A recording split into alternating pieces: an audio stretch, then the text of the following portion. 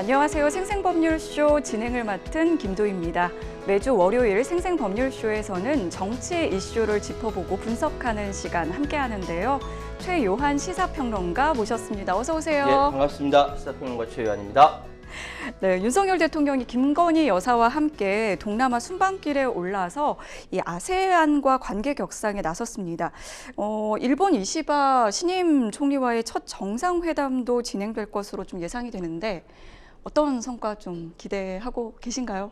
이시바 시게루 일본 102대 총리입니다. 사전 5기 만에 총리로 당선된 사람이고 10월 1일 날 출범을 했어요. 그러니까 9일 날 의회 중의원 해산하고 27일 날 총선거를 한다라는 소식이 들려왔습니다. 이 사람 굉장히 특이한 사람이에요.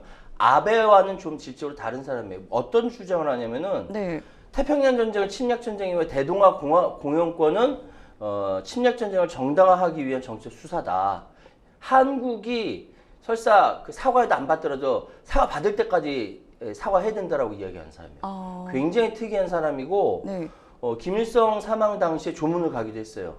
근데 굉장히 현실주의적인 정치인이기 때문에 우리나라에 대해서는 대한민국에 대해서는 자기들 이익에 근거한 것만 추구할 겁니다. 그렇다면은 지금까지 있었던 일본 정부와는 결이 조금 다르다. 조금 그 특이한 오타쿠라고도 하는데요. 무슨 뭐 프라모델 오타쿠래요. 그런 특이한 성격을 갖고 있지만 그래도 근본적으로는 일본의 국익을 요구하는 그런 정치인이기 때문에 어쩌면은 전임 기시다 총리보다 훨씬 더 전략적으로 나올 수 있다. 이 부분은 좀 조심해야겠다라고 말씀드리겠습니다. 네, 한일 관계에 있어서도 좀 상당한 좀 변화가 예상될 것 같은 그런 느낌이 듭니다. 지금 이 방송은 유튜브를 통해서도 실시간으로 함께 방송되고 있습니다. 많은 시청 부탁드리겠고요. 유튜브를 통한 소통의 창구도 열어두겠습니다. 방송 중에 궁금하신 질문들 올려주시면 저희가 답도 해드리니까요. 많은 참여 부탁드립니다. 여러분은 지금 생생법률쇼와 함께하고 계십니다.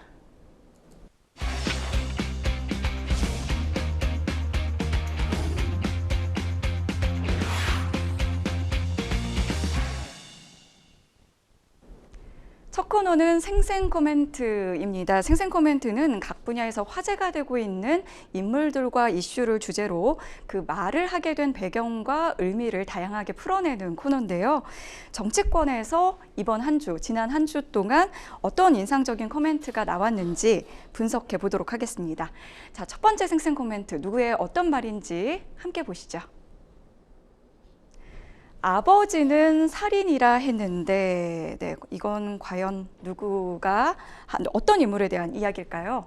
네, 문재인 전 대통령의 딸이죠. 문다혜 씨의 음주운전 사고에 대한 국민의힘의 반응이었습니다. 먼저 이제 문다혜 씨의 음주운전 사고 어떻게 일어났는지 좀 한번 살펴볼까요? 일단 지난 5일 오전 2시 51분 새벽이죠. 네. 용산구 이태원 해밀턴 호텔 인근 버스 정류장에서 택시와 부딪혔습니다. 네. 뭐 좌회전 깜빡이하고 우회전에 따라던가 뭐 그렇대요. 그런데 이때 만취 상태였어요. 0.14. 면허 취소가 0.08이거든요. 네네. 0.14니까 만취 상태였다라고 볼 수 있고, 그런데 공교롭게 문다혜 씨가 운전한 이 차량이 문재인 전 대통령이 재임 기간에 구매한 캐스퍼 차량입니다. 이게 그 광주형 일자리라고 해서 광주에서 생산된 첫 그 모델 캐스퍼 차량을 온라인 사전 예약했는데 이거를 문다혜 씨한테 줬다라고 합니다. 네. 그거 운전하다가 사고를 낸 거예요. 이러다 보니까 예전에 문재인 대통령이 이야기한 게 있죠. 그러니까 그 당시 2018년 10월 달에 음주운전 사고는 실수가 아니라 살인 행위가 되기도 하고 다른 사람의 삶을 완전히 무너뜨리는 행위가 되기도 한다라고 이야기했습니다. 음주운전 살인 행위다. 이건 말 맞거든요. 네, 2018년에 이제 이런 발언을 했던 장면이 지금 나오고 있네요. 맞습니다. 네. 이렇게 발언을 했기 때문에 국민의힘에서는 문다혜 씨에 대해서 아버지는 살인이라고 했는데 어떻게 이럴 수가 있느냐 라면서 굉장히 비판했습니다.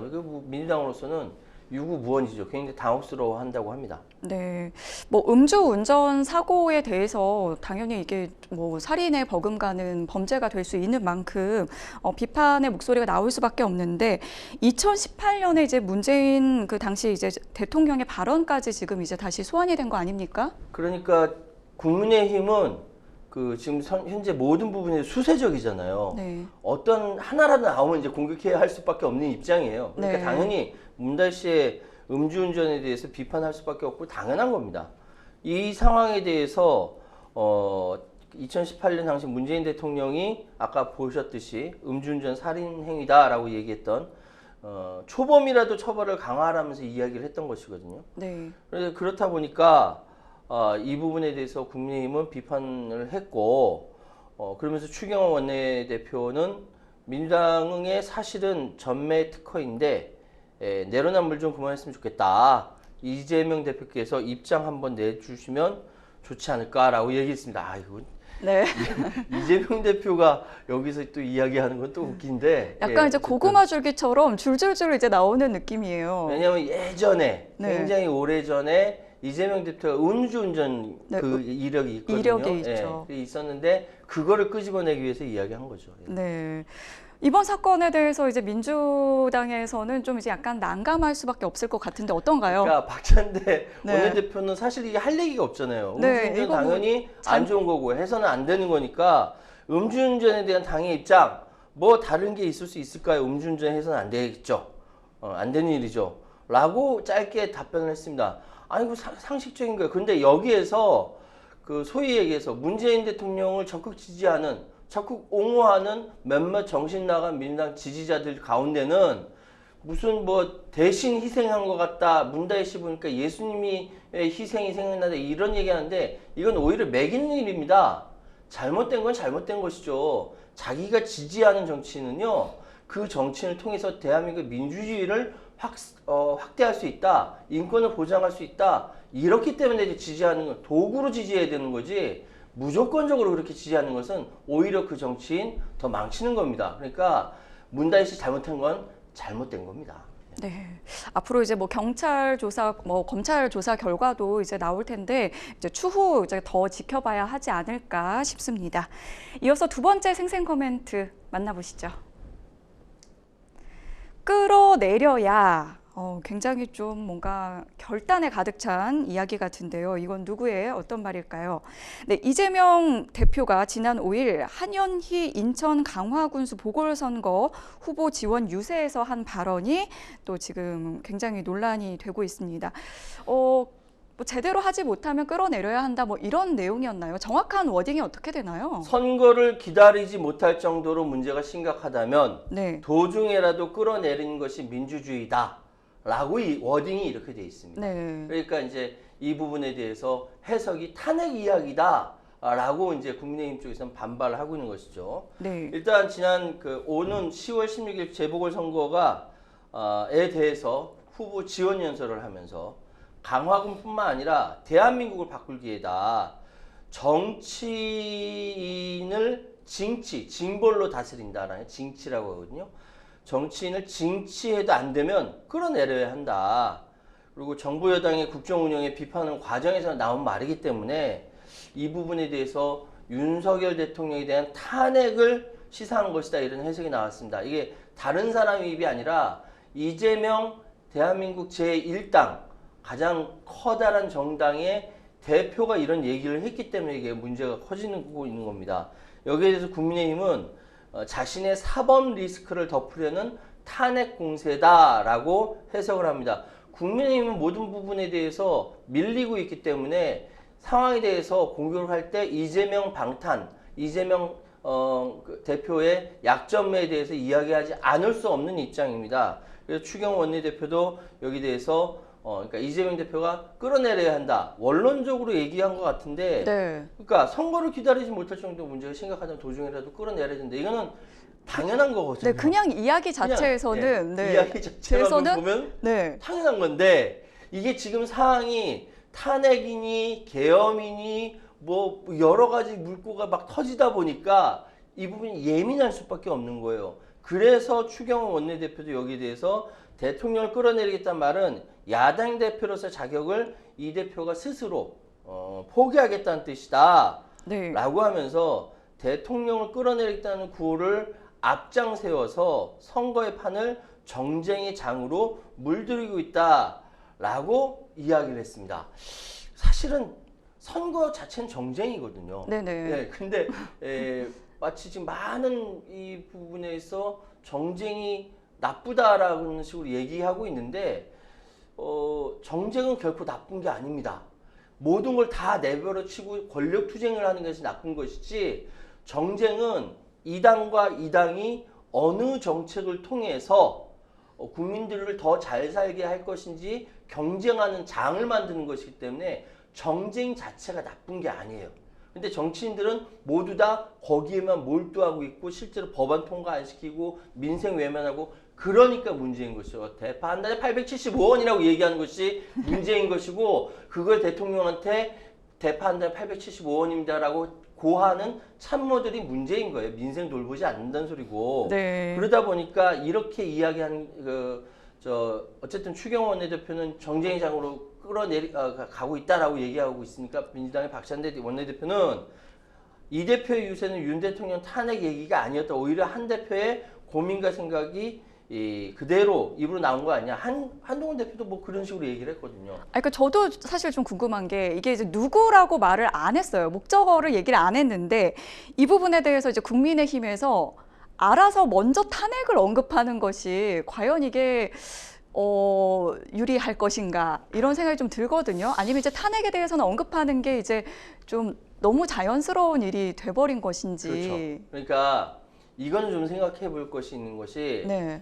예전 탄핵은 대한민국에서 두 번 있었죠. 네. 한 번은 노무현 대통령 때 탄핵이 있었고, 또 한 번은 박근혜 대통령 때 탄핵이 있었습니다. 노무현 대통령 탄핵은 헌재 가서 기각이 됐고, 박근혜 대통령은 헌재 가서 인용이 됐어요. 그래서 탄핵이 된 겁니다. 근데 이 탄핵에 대해서 노무현 대통령 때는 기각이 됐어서 후폭풍이 컸지만, 박근혜 대통령은 탄핵이 되면서 현재 여당한테 굉장히 트라우마로 남아있어요. 네. 동시에 야당은 무슨 트라우마가 있냐면 계엄 트라우마가 있는 거예요. 계엄과 탄핵이 서로 왔다 갔다 하다 보니까 요즘 얘기 나오는 것이 계엄이니 탄핵이니, 이 말이 너무나 자연스럽게 나오고 있는데, 네. 이건 결코 바람직스러운 건 아니에요. 그래서 야당에서는 오히려 역풍을 우려하여 탄핵이라는 단어를 입에 올리지 않습니다. 마침 옛날에 네. 나경원 의원이 얘기했던 주어는 없어요. 이렇게 얘기를 하는 겁니다. 그런데 이거를 역으로 이용해서 여당에서는 그걸 끌고 오는 거예요. 왜냐하면 프레임 씌우기 딱 좋거든요. 일반론으로 얘기해서 잘못하면 끄집어 내려야 되고, 잘못했으면 탄핵을 해야 되는 것인데, 그 부분이 문제가 될 것 같으니까 탄핵이라는 단어를 사용하지 않았는데, 굳이 여당에서 사용하는 것은 그렇게 프레임 짜는 것이 유리하기 때문에 그렇습니다. 그래서 정치인들은 정치 전략이라는 것을 이렇게 프레임 짜는데 사용합니다.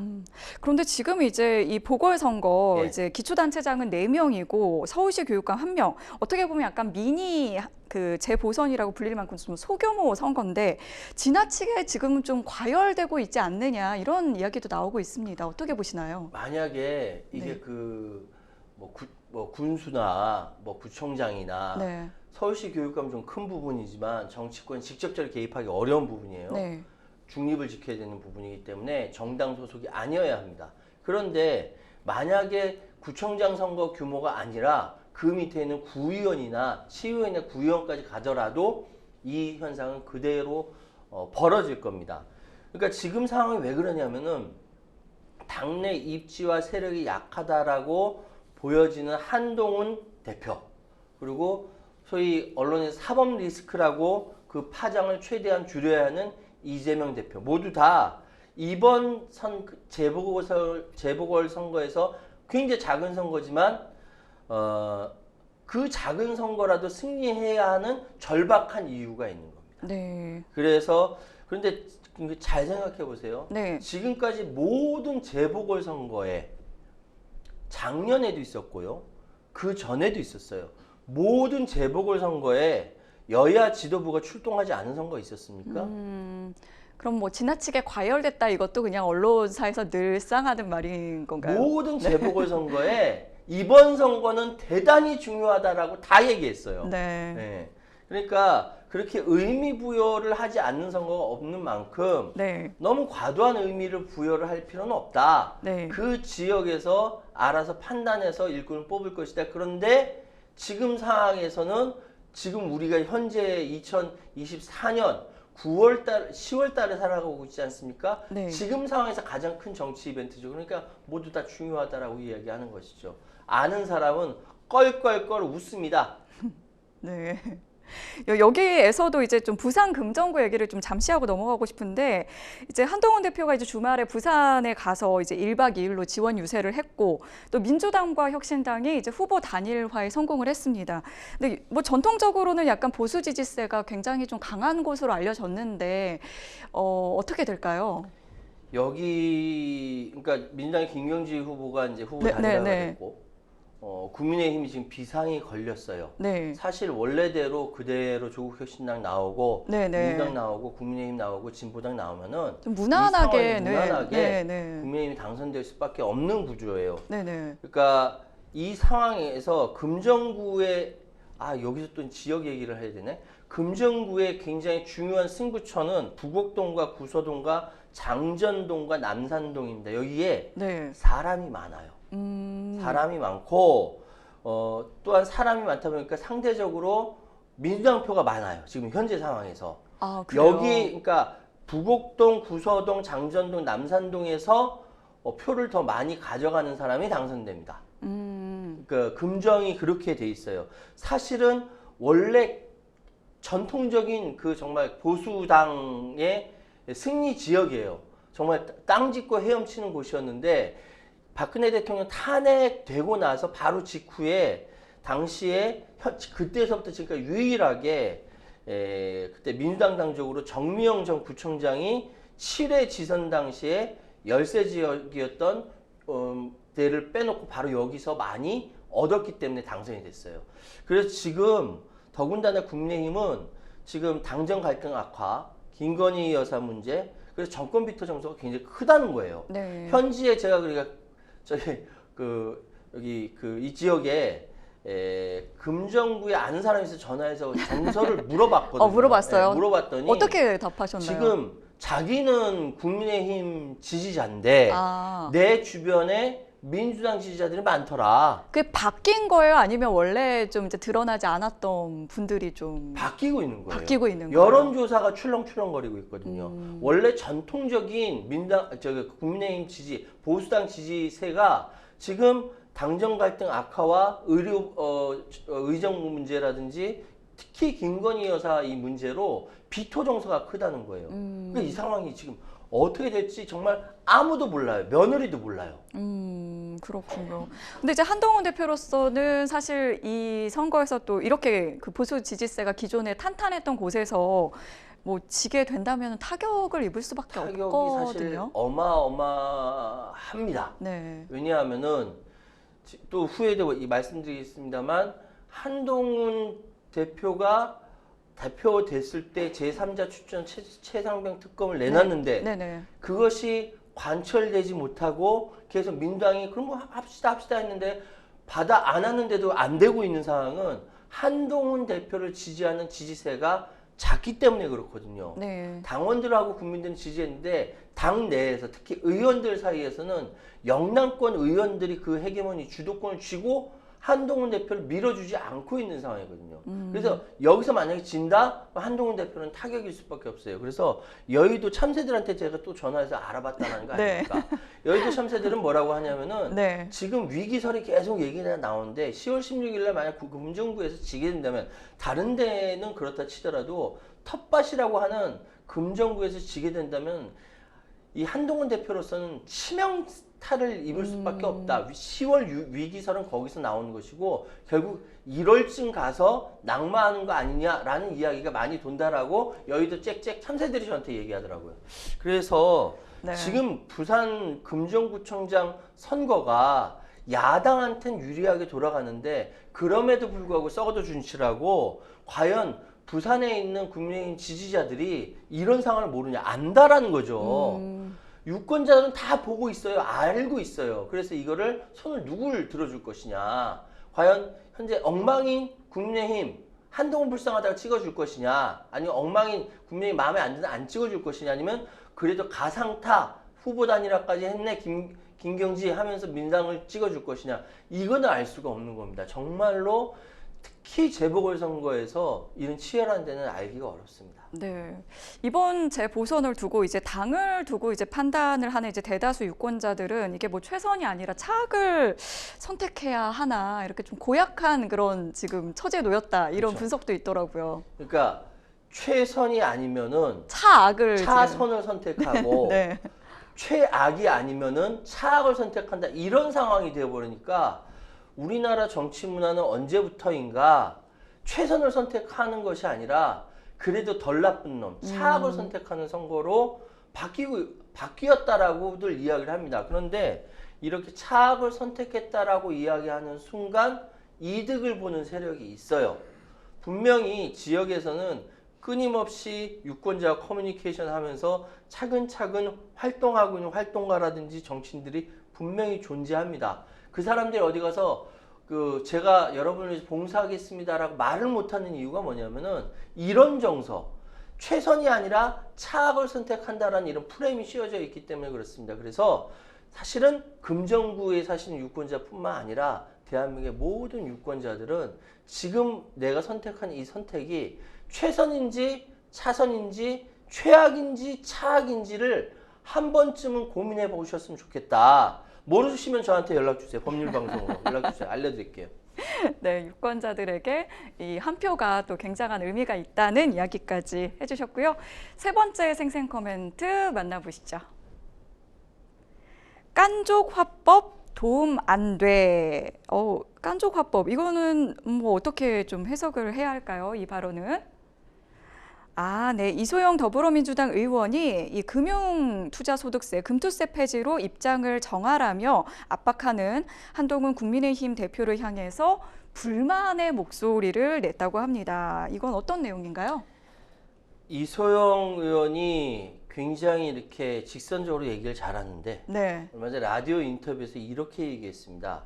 한동훈 대표가 깐족 화법을 동원하셔서 네. 죄를 뿌리고 있다. 죄를 뿌리고 있다고요? 네, 지금 말씀하신 방향으로 설득해 보려고 노력하고 있으니 제발 가만히 계셔 주시면 좋겠다라고 이야기했습니다. 네. 이게 뭐냐면은 그러니까 지금 금투세 가지고 민주당 내부에서 자기 정체성이 무엇이냐라면서 서로 치열하게 싸우고 있습니다. 네. 제가 저번에도 말씀드렸고 이거는 사실 국민의힘도 이런 내부 쟁투가 있었으면 좋겠어요. 왜냐하면은 당의 정체성이 무엇인지에 대해서 결정하는 건 대단히 중요합니다. 네. 그래 때로는 지금 미국의 대선을 보면 트럼프와 해리스가 서로 공약을 베껴요. 웃기지 않습니까? 세계 최강국의 대통령 하겠다는 사람이 상대방 공약을 서로 베껴요. 근데 이게 이번에만 있냐? 그 전에도 있었거든요. 근데 마찬가지로 지금 현재의 대한민국 정당들을 보면은 좋은 공약 같으면 상대방 걸 가져와서 내 걸로 그럴듯하게 만듭니다. 이게 일종의 정치 전략이기도 해요. 네. 상대방에 대해서 물타기 하는 전략, 중도층 다가서기 일종의 전략이기도 한데 그렇다 하더라도 자기 정체성 명확히 해야 되거든요. 근데 민주당은 이거 가지고 안에서 정체성 논쟁이 벌어지고 있는 거예요. 그런데 한동훈 대표가 뭐라고 그랬냐면은 그러니까 뭐랄까 금투세 시행과 관련돼서 이게 제대로 되고 있냐 안 되고 있냐 빨리 네. 좀 해봐라. 네. 답답해 죽겠네 라고 옆에서 불난 집에 부채질을 하고 있는 겁니다. 네. 그러니까 이소영 의원이 이게 딱 보니까 너무 화가 나거든.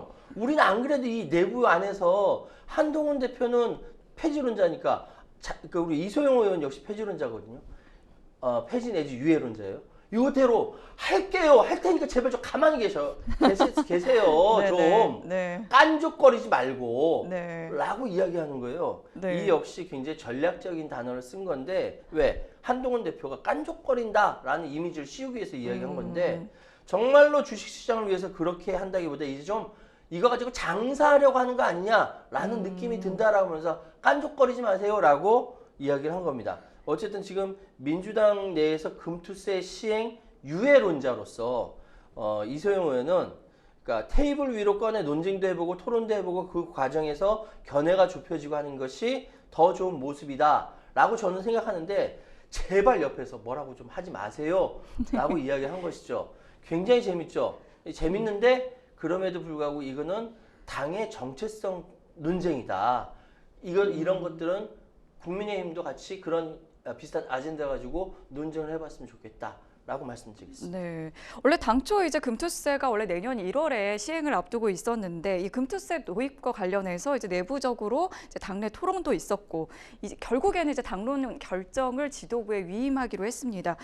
결국에는 이제 이재명 대표가 어떤 결단을 내릴 것이냐 이 결단에 이제 사람들이 또 이제 관심이 가지 않겠습니까? 작년이 아니지. 지난 대선 기간에요. 네. 이재명 대표가 이 금융 유튜브 방송에 네. 출연해서 자신의 주식 투자에 대해서 이야기를 했어요. 아, 네. 주식 투자하는 부분에 대해서 이야기하면서 저는 유심히 봤거든요. 왜냐하면은 그때 유력 주자 윤석열 후보와 이재명 후보 둘 사이의 경제 정책 차이에 대해서 서로 이렇게 비교 분석을 하느라 유심히 봤는데 제가 깜짝 놀랐다는 거 아닙니까? 주식 투자에 대해서 대단히 전문성을 갖고 있어요. 웬만한 이렇게 투자자들 그 큰손 개미들 뺨칠 정도로 굉장한 전문성을 갖고 있어요. 아마 정치 안 하면 주식 투자하고 먹고 살 거예요, 아마. 이재명 대표가. 그런데 여기서 딱 생각하는 게 1,400만 명 주식 투자자들에게 네. 금융투자세가 과연 어떤 식으로 작용하는지 이재명 대표가 안다라는 것이죠. 그런데 사실은 이게 엄청나게 돈을 많이 번 사람 아닌다며야 금투세가 그렇게 크게 영향을 미치지 않지만 그럼에도 불구하고 시장 친화적이다라는 걸 보여주기 위해서는 이재명 대표는 중도층으로 갈 필요가 있거든요. 중도층으로 자기의 포지션을 옮길 필요가 있기 때문에 금투세 폐지 내지 유예를 이야기하는 것 같은데 지금 상황에서는 이것이 민주당 정체성과 부딪히고 있기 때문에 어떻게 할지 아무도 모릅니다. 금투세에 대한 갈피를 잡지 못하다 보니까 네. 투자자들은 물론 지금 국민의힘의 공세에 빌미만 주고 있다. 한동훈 대표가 옆에서 깐족깐족 할 수 있도록 빌미만 주고 있다라고 이야기하고 있는 것이죠. 지금 국정감사 기간이지만 조만간에 금투세와 관련돼서 결론이 나지 않을까라고 말씀드리고 싶고요. 네. 지금 대체적으로 유예론, 민주당 내에서 좀 이렇게 시행 후 유예. 네네. 기사로는 이제 유예론이 좀 대세인 것 같다라고 많이 나오더라고요. 5천만 원 이상의 양도소득을 올린 사람들에 대해서 투자자가 내는 세금을 유예해 준다는 것인데 사실 주식 투자를 해서 5천만 원 이상 이걸 이득을 낸다는 거 큰 손 아니고는 좀 쉽지 않아요. 네. 저처럼 작은 걸로 이렇게 적립식으로 하는 사람들 어림도 없는 이야기인데 이 부분에 대해서 주식 투자자들의 손실과 수익에 대해서 공정하게 부담을 안 분할 수 있도록 제대로 만들어야겠다는 생각이 이재명 대표의 생각이에요. 이 결론이 어떻게 나든 결국은 이 부분은 민주당의 정체성과 직결이 될 겁니다. 즉 다시 말씀드리면 굉장히 민주당의 다음 대선을 위해서 아마 조금 오른쪽으로 옮겨가는 그런 스탠스가 되지 않을까. 그래서 지금 조건부 제시다. 금투세 제도 자체에는 큰 이견이 없지만 그래도 유예론의 핵심이 금투세가 시작되면 주식시장의 주가 하락도 부정적 영향이 클 것이므로 상법 개정도 주식시장 밸류업 조치를 선행시켜야 한다라는 차원에서 조건부로 하게 되지 않을까라고 조심스럽게 예상은 해볼 수 있습니다. 네. 이 당내에서도 굉장히 다양한 목소리가 나왔었는데 이제 신중론 끝에 어떤 결론이 나올지도 지켜보겠습니다. 지금까지 생생 코멘트 만나봤고요. 저희는 잠시 후에 뉴스픽스로 돌아오겠습니다. 여러분은 지금 생생 법률 시조와 함께하고 계십니다.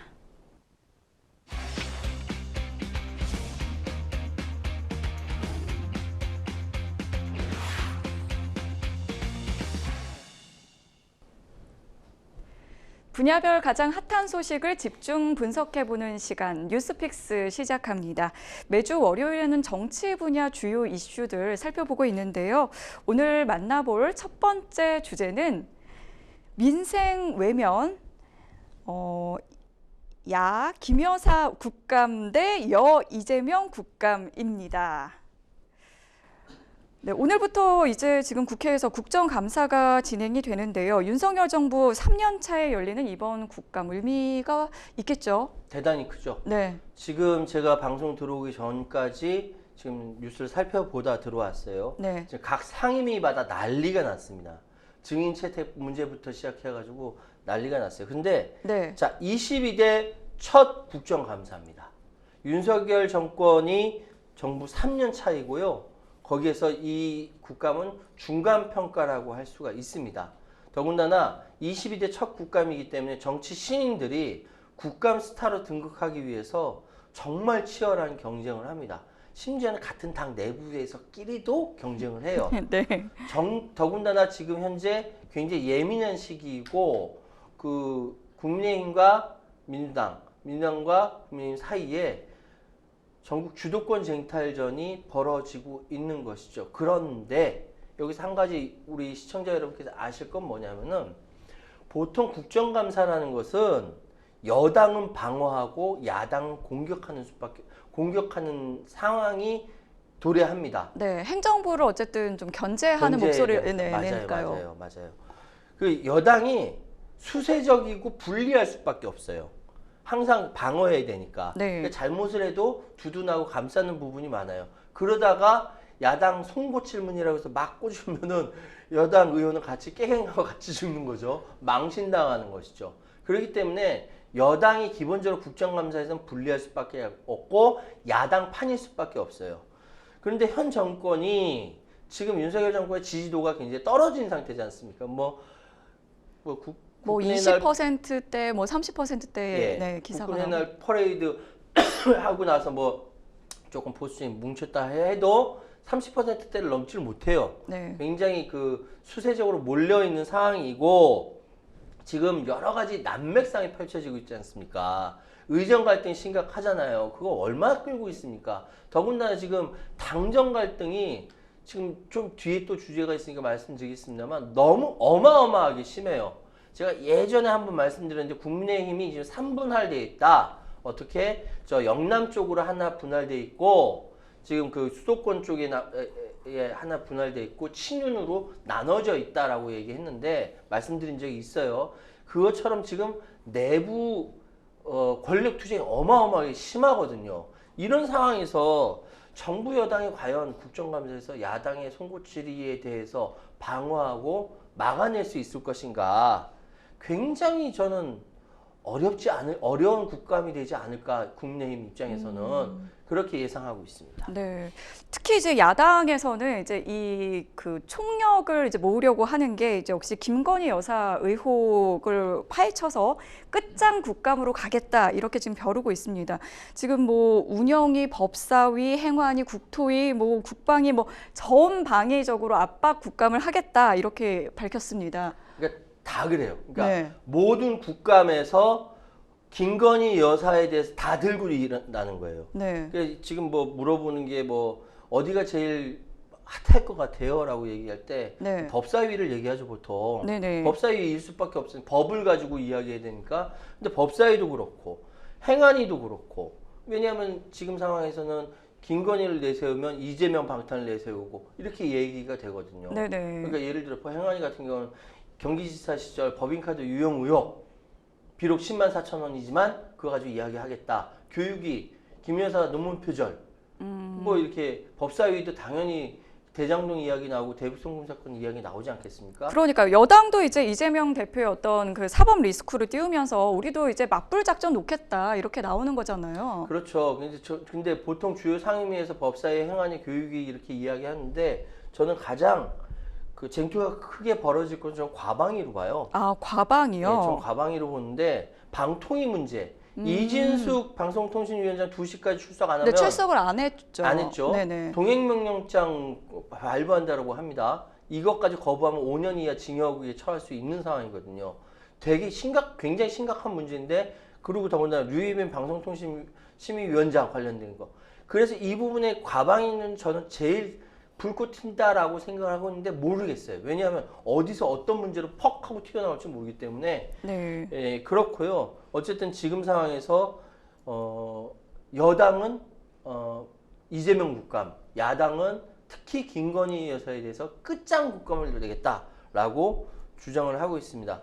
제가 찾아보니까 네. 유리한 야당인 이 민주당 쪽에서는 뭐 3대 눈높이 민생 끝장의 3대 기조라고 하고 윤석열 정권 6대 의혹, 5대 민생 과제에서 365 국감이라고 이야기를 하네요. 네. 어쨌든 이 상황에서는 야당이 유리하다 말씀드릴게요. 네. 이번 표현은 딱 귀에 들어오진 않네요. 365 국감. 네. 그 여야가 이제 어쨌든 이 국감이 앞서 말씀드린 것처럼 행정부를 좀 견제하는 그런 이제 취지가 있는데, 이게 자꾸 이제 정치적인 그 정쟁으로만 흘러가는 게 아니냐 이런 또 비판의 목소리도 있죠. 사실은 이제 그런 이야기를 합니다.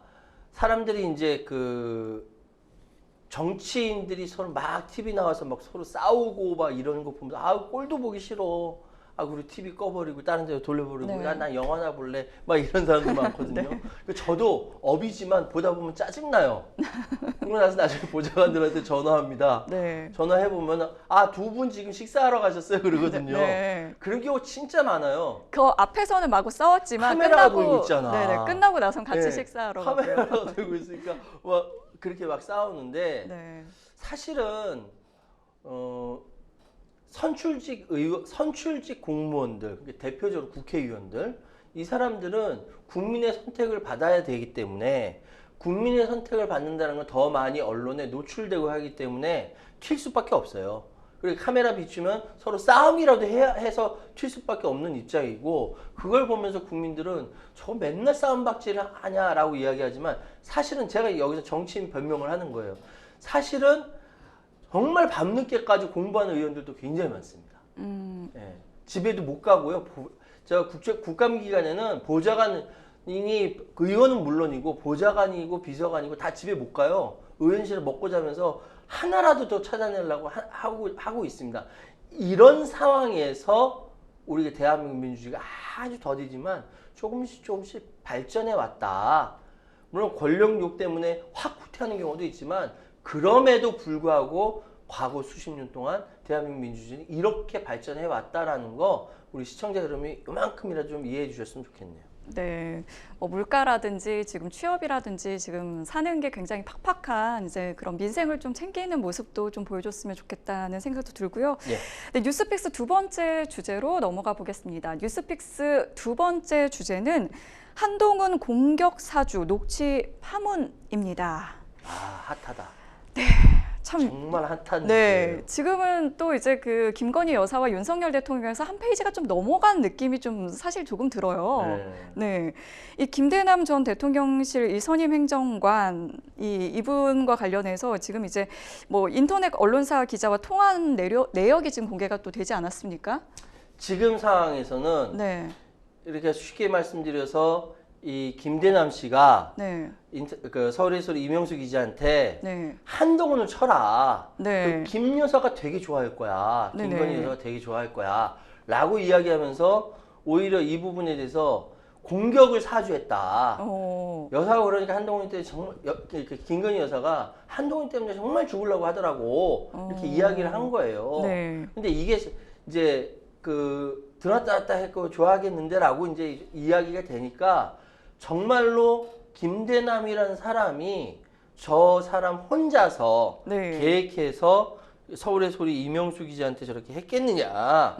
아니다. 이 배우가 있는 거 아니냐라고 하면서 이걸 물밑에서 이야기하는 것이 아니라 네. 감찰하라라고 해버린 거예요. 아, 한동훈 대표가. 그러니까 김대남 SGI 상임감사죠. 이 사람이 그 탈당계를 냈어요. 네. 감찰받지 않겠다는 거죠. 그런데 그럼에도 불구하고 감찰하겠다라는 입장을 밝혔고 이 이야기는 무엇이냐면은 한동훈 대표가 대통령실과 충돌도 마다하지 않겠다는 의지의 표현이에요. 근데 이렇게 나온 데는 사실 대통령실이 이렇게 약간 선을 그었기 때문이지도 그것도 있지 않을까요? 그렇죠. 예, 예. 밥 먹는데 진심인 윤석열 대통령이 밥자리에 안 불렀지 않습니까? 네네. 그리고 사실 보면은 굉장히 그 친윤 쪽에서는 한동훈 대표에서 따시키고 외면하고 협조 안 해주고 뭐 이런 부분들이 네. 있기 때문에 한동훈 대표로서는 당 대표로서 어떠한 이제 권위를 세우고 나가기가 굉장히 어려운 상황이에요. 네. 친윤이 어차피 도와줘야지 국민의힘이라는 공당이 움직일 수 있는 거니까. 네. 지도부는 이렇게 만들어 놨지만 그 밑에 하부 조직 움직이지 않으면은 당대표는 허수아비밖에 될 수밖에 없는 거예요. 네. 그러니까 이런 상황이다 보니까 한동훈 대표로서는 자신의 정치 생명과 관련된 일에 이 이야기가. 그러니까 이렇게 적극적 감찰 이야기가 나왔는데 사실은 윤석열 대통령의 그 대통령실에서는 한동훈 체제를 원하지 않았기 때문에 이 상황에 대해서 먼저 선을 그은 거죠.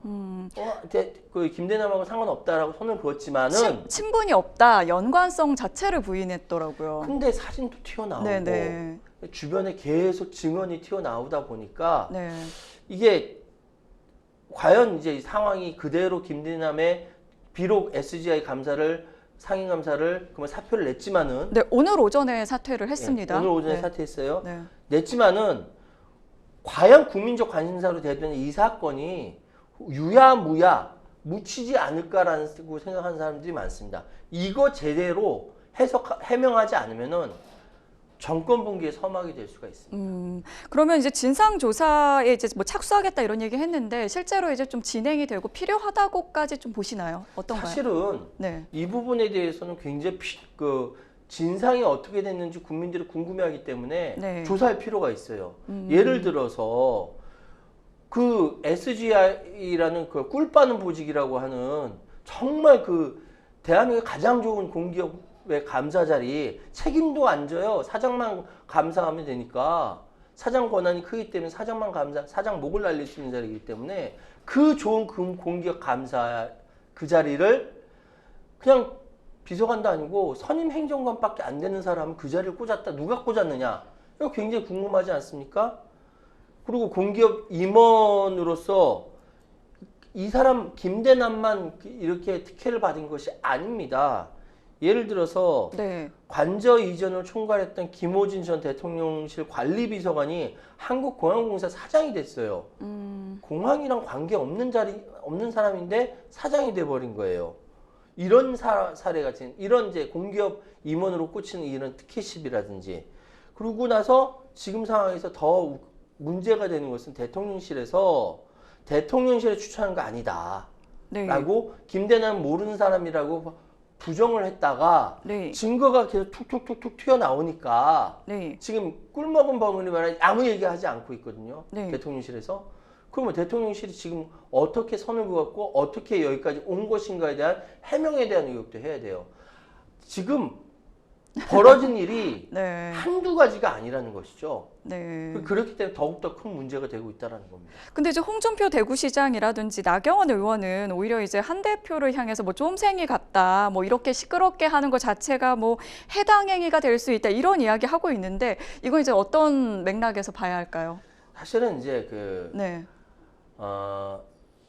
말씀드리고 좀 미안하긴 한데 홍준표 대구시장은요. 대구시장이 아니면은 이런 얘기를 했다라고 해서 뭐 이렇게 막 이렇게 언론에서 다뤄주고 그럴 위치가 안 돼요. 왜냐면 사실상 대구시장 아니었으면 정계 은퇴나 마찬가지였고 나경원 의원도 마찬가지입니다. 네. 지금 상황에서 거대한 권력 투쟁이 벌어지고 있는 상황에서 두 사람이 등장했지 않습니까? 그 싸움에 나도 끼고 싶어 하거든요. 네. 왜냐면 정치인은 자기 부고 빼고는 욕을 먹더라도 언론에 등장하는 것을 좋아하는 사람들이에요. 계속해서 이제 존재감을 드러내기 그렇죠. 위해서 그래서 네. 홍준표고 나경원이고 왜 원희룡은 얘기 안 했겠습니까? 다른 사람은 얘기 안 했겠습니까? 다 얘기하는데 지금 이 타이밍이 아닌 거죠. 네. 다 전략적으로 정치인들이 계산합니다. 그래서 이 부분에 대해서 사실 홍준표 시장이 이야기한 거는 별로 의미가 없다라고 봐요. 네. 자기 존재감 부과. 그 대신 현재의 네. 상당 부분 자기 지분을 가지고 호령할 수 있는 나경원 의원이 이 부분에 대해서 터치하고 있는 것은 한동훈 대표를 견제하려고 하는 것이죠. 왜? 다음 당대표 할 수 있으니까. 네. 이런 가운데 이제 한동훈 대표의 어떤 거취라고 해야 될까요? 그런 이제 움직임에 대해서 계속해서 이제 보도가 많이 나오고 있는데 어제 저녁에 이제 친한계랑 만찬 모임을 가졌습니다. 이때 한 20여 명 정도가 참석을 한 것으로 좀 전해졌는데 지금 이제 사실 윤석열 대통령과 이제 김건희 여사가 자리를 비운 이 시점에 친한계와 어떤 모임을 한다. 이 부분도 좀 의미가 있는 걸까요? 대단히 미묘한 시점에 친한계 모임이 성사가 됐어요. 네. 왜냐하면 대통령이 흔히들 외유라고 하지 않습니까? 네. 외국에 순방이라도 가게 되면은 사실은 여당에서는 내부적인 정치적인 이런 뭐랄까 모임이라든지 이렇게 메시지라든지 이런 걸 내지 않는 것이 관례였습니다. 약간 자제를 하는군요. 왜냐하면은 이것은 이제 별로 좋은 건 아닌데 예전에 군부 독재 정권 시절에 최고 통수권자가 외국에 나간 사이에 정치인들끼리 모이면 네네네. 혹시 저것들이 나를 제끼고 반란 일으키는 거 아니야라고 의심했던 그런 사람들의 그런 의심병이 있었기 때문에 그것이 전통적으로 그래서 지금까지 내려온 거예요. 네. 대통령이 외국 나가게 되면 사실 모이지 않았습니다. 그런데 이번에는 대놓고 모였죠. 네. 대놓고 20여 명이 모였습니다. 더군다나 얼마 전 최상병 사건에서 4명의 표가 네, 이탈표가 이탈표가 네. 나왔어요. 네네. 최대 지금 4표 정도로. 그런데 지금 친한계 20여 명 모였어요. 네. 20여 명 모였는데 만약에 나중에 지금 민주당이 계속 김 여사 건과 최상병 건에 대해서 계속 특검 재발의한다지 않습니까? 근데 한동훈 대표 쪽에서 20명 이상 동원할 수 있다? 그러면 특검 그냥 바로 통과가 되는 거거든요. 네 표의 균열표가 나온 상황에서 이렇게 모임이 있습니다. 이렇게 조직적으로 움직인다? 이거는 어쩌면은 용산 대통령실에 대한 보이지 않는 시위일 수도 있어요. 제가 과하게 해석하는 것일 수도 있지만 한편에서 현재 그렇게 시위다라고 해석하는 사람들이 있습니다. 이게 다면적으로 봐야 될 것 같고요. 그래서 지금 상황에서는 굉장히 정치권, 특히 여당에서 미묘한 흐름이 있다. 균열 조짐도 보인다는 이야기가 나올 정도입니다. 그렇군요. 말씀해 주신 것처럼 이제 지난 4일에 이제 국회에서 김건희 여사 특검법에 대해서 재표결을 했는데 여당 내 이탈표가 최대 이제 4표가 나왔어요. 그래서 이제 이번에 이제 야권에서는 이번 국감을 이제 발판 삼아서 이제 곧바로 또 재발의를 할 거다 이렇게 또 선포를 했는데 앞으로 이제 이렇게 되면은 또 어떻게 이제 국민의힘 내부에서 그렇게 균열이 생겼다고 하는데 어떻게 또 전개가 될지도 궁금해지네요. 지금 현재 국민의힘 내부를 보면요. 친한계가 다수가 지도부를 차지를 했습니다만 여전히 원내대표, 추경호 원내대표를 중심으로 한 주류 영남권 의원들이 전체를 다 주도합니다. 한동훈 대표 입장에서는 이 상황이 굉장히 답답할 수밖에 없어요. 그렇기 때문에 한동훈 대표가 뭐 의정 뭐 관련돼 가지고 무슨 대안을 낸다라든지 최상병 관련된 제3자 추천이라든지 이 꽉 막힌 이거를 뚫으려고 제안을 했지만 꽉 이게 더 이상 틀어지지가 않는 것이 한동훈 대표 결국은 원내 리더십 문제 아니야? 라고 사람들이 질문을 할 수밖에 없는 거죠. 당신 리더십 있어 없어? 라고 질문할 수밖에 없는 것이죠. 그러면 한동훈 대표 입장에서는 굉장히 답답하거든요. 이걸 파열구를 내기 위해서 아마 외유 간 대통령 이 사이에 모임이 만들어진 거 아니냐. 네. 여기에 또 새로운 인물들도 등장합니다. 네. 주진우라든지 아니면 뭐 김재섭이라든지 새로운 인물들까지 등장하는데 모르겠습니다. 여권 내에 보이지 않는 쟁투는 계속되고 있다. 다음 주에도 아마 쟁투에 대해서 이야기하게 될 것 같네요. 네, 지금 김건희 여사의 공천 개입 의혹까지도 나오고 있는데 대통령실에서 이쯤에서는 좀 어떤 메시지를 내놔야 한다 이런 목소리도 나오고 있어요. 사실은 대통령실에서는 여러 가지 이야기를 해야 하는데 네, 제 지금까지 본 경험칙상 앞에서는 일단 부정하고 침묵하고 흐지부지 되는 상황으로 가지 않겠느냐. 그런데 그 다른 아이템은 그렇다 하더라도 김건희 여사 관련돼서는 명확한 입장을 내야 합니다. 그렇지 않으면은 현재의 특히 정권에 대한 불신도는 더욱더 쌓여질 것이라고 제가 조언드리겠습니다. 네, 추가되고 있는 의혹 관련해서 입장을 좀 내놨으면 좋겠다 하는 이야기까지 전해드렸습니다. 네, 생생법률쇼 어느덧 마칠 시간이 다 됐는데요. 오늘 함께해 주신 최요한 시사평론가님 고맙습니다. 네, 감사합니다.